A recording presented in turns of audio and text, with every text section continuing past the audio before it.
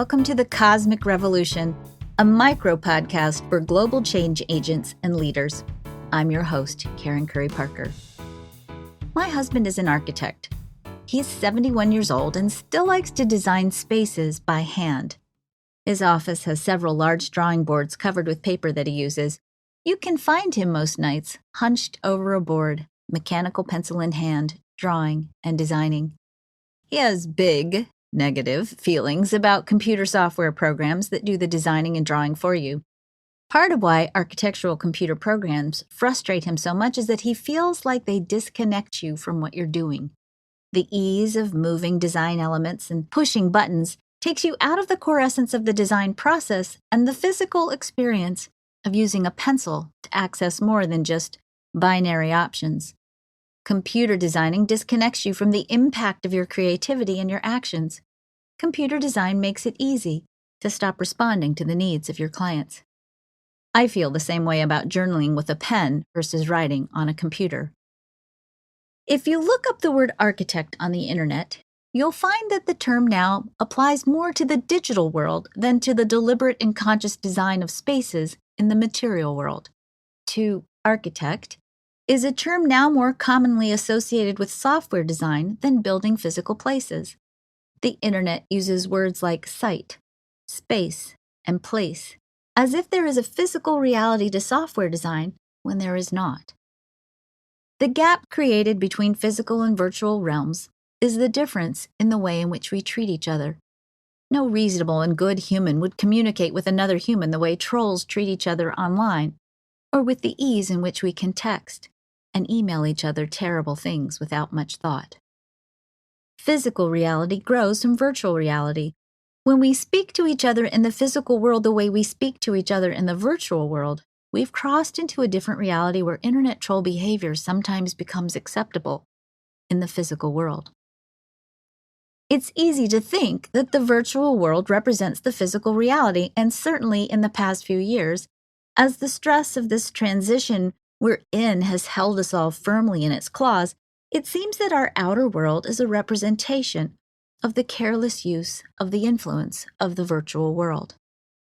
And yet, I've marveled over the past few years at how, when I go out into the physical world and actually connect with people, how people are by far overwhelmingly kind and loving towards each other.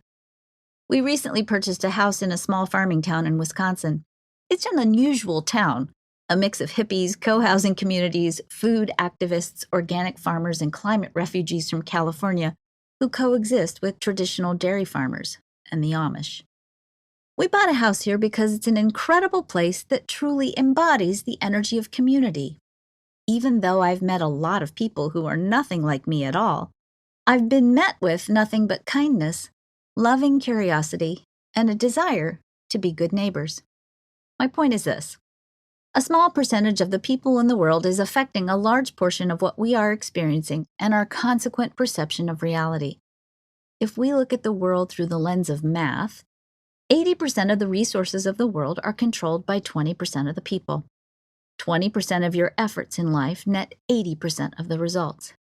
This is called the Pareto principle, or the 80-20 rule. The Pareto principle states that for many outcomes, roughly 80% of consequences comes from 20% of causes, often referred to as the vital few. Our experience of our outer reality is being influenced by 20% of the world. How much of what we see in the world, the news, social media, movies, TV, is influenced by a disproportionate perspective of a minority of people? What if the world and her inhabitants are actually, by far, wildly good, kind, generous, caring, desirous of change, future-oriented, concerned about their children and grandchildren, and about other people's children and grandchildren? What if our actions are actually significant and powerful? What if we can change the world simply by making small, incremental changes in 20% of our actions to generate 80% more growth? What if we don't have to transform our entire life, just 20% of it, to begin to experience the effects of these small changes? Think of it like this. Making conscious, deliberate, and targeted shifts in your thinking and actions can be easy and fun. These small changes can be like a crowbar, capable of doing more work than you expect. The vital few of your aligned choices can make a powerful difference in your personal world, which in turn can make a powerful difference in the entire world. Thank you for joining us on the Cosmic Revolution podcast with Karen Curry Parker. You are a once-in-a-lifetime cosmic event.